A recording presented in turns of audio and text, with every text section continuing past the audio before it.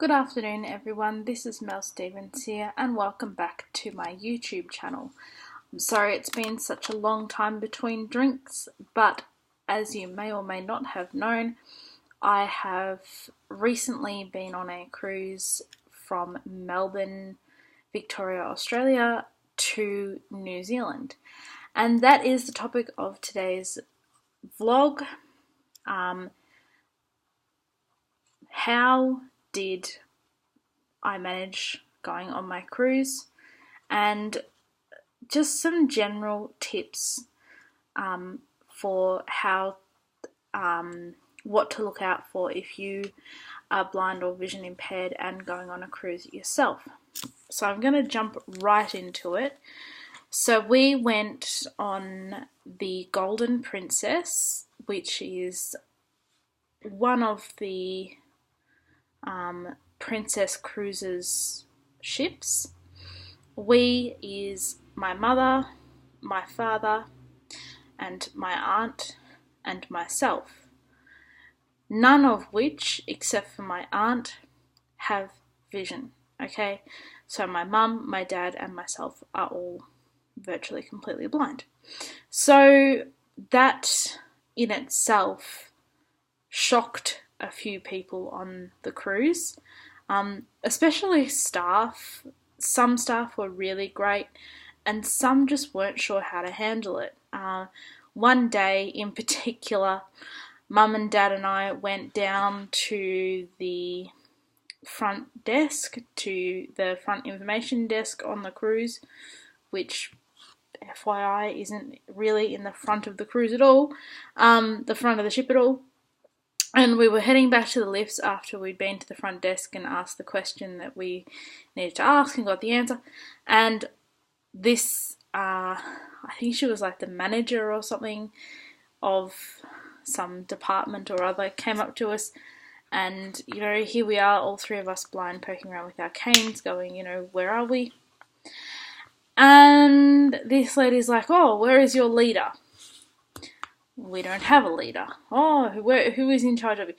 So some people were a little bit surprised that we were getting on, you know, around and stuff on our own, and some just took it, you know, with a grain of salt. So that was kind of interesting, and that's sort of one thing I would say to people is if you are traveling on your own and you are moving around the ship, just be aware that a lot of the crew and also passengers as well are from very diverse ethnic backgrounds. Some of them may or may not be used to seeing a vision impaired or blind person moving around and functioning on their own.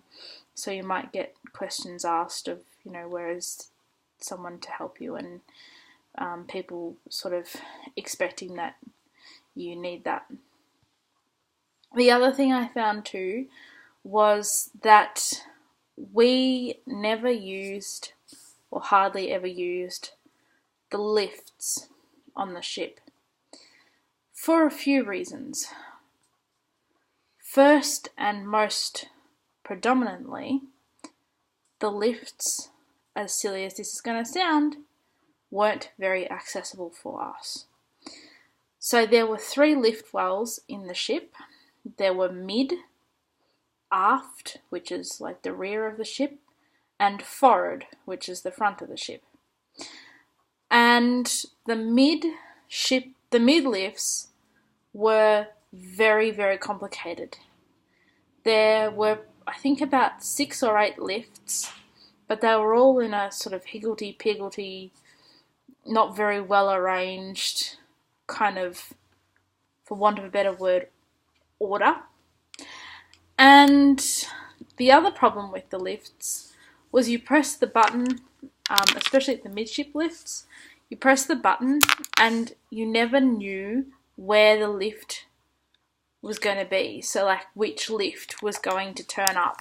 So you basically had to press the button, stand in the middle of the lobby thing and listen for the ding, and then basically run for where you thought the lift was open. So that was complicated in itself.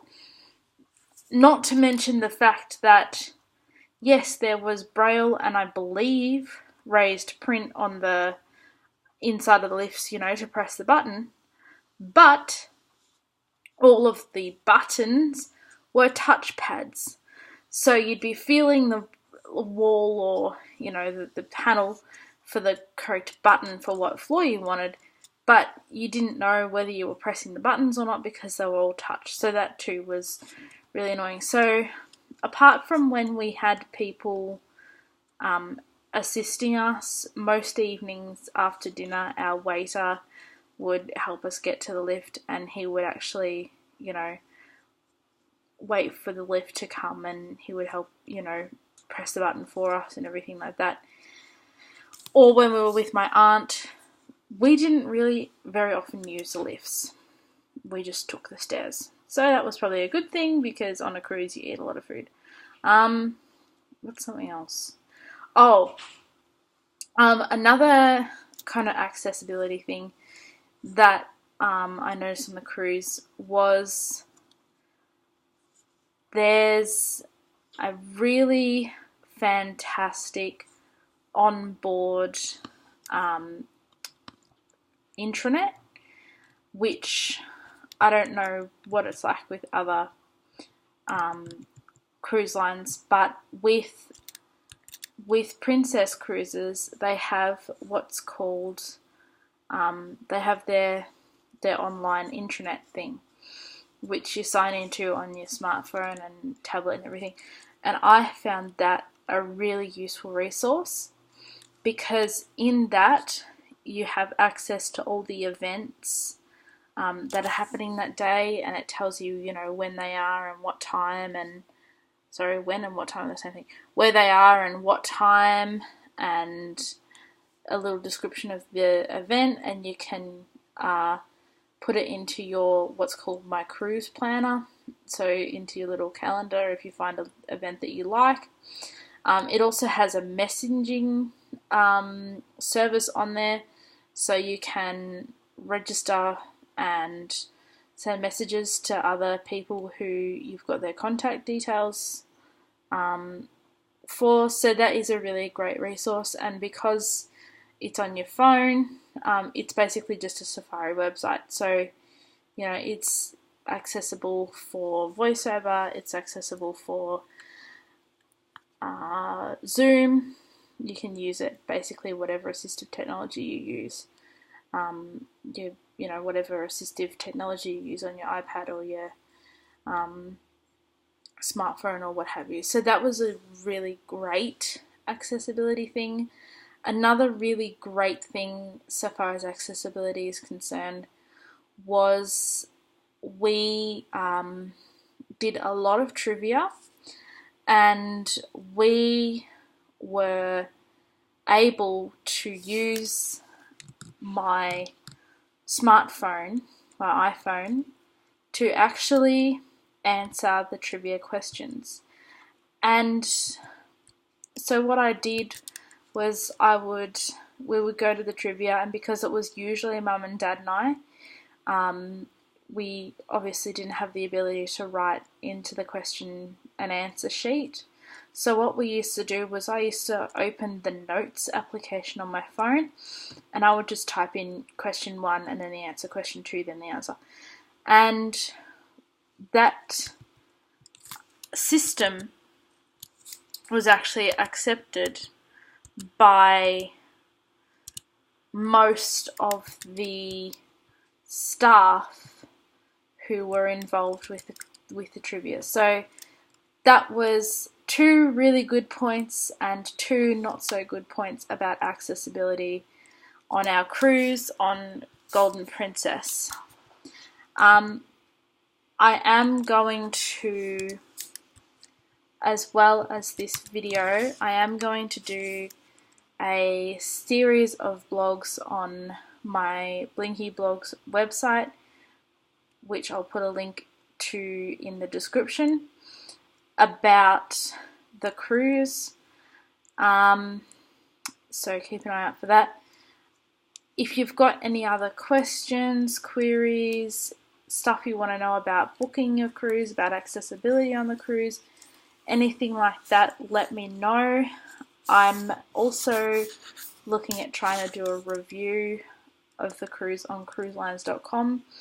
So check that out. When I finally get that up, I'll put that in a link in one of my next vlogs if I can. So check out blinkyblogs.com, where I'm going to start writing blogs about different aspects of the cruise. And if you want to see just a general blog about what we did on the cruise, where we went, things like that, let me know and I'll do that as well. So thanks for watching today, and I hope you enjoyed this video, and I will talk to you guys later.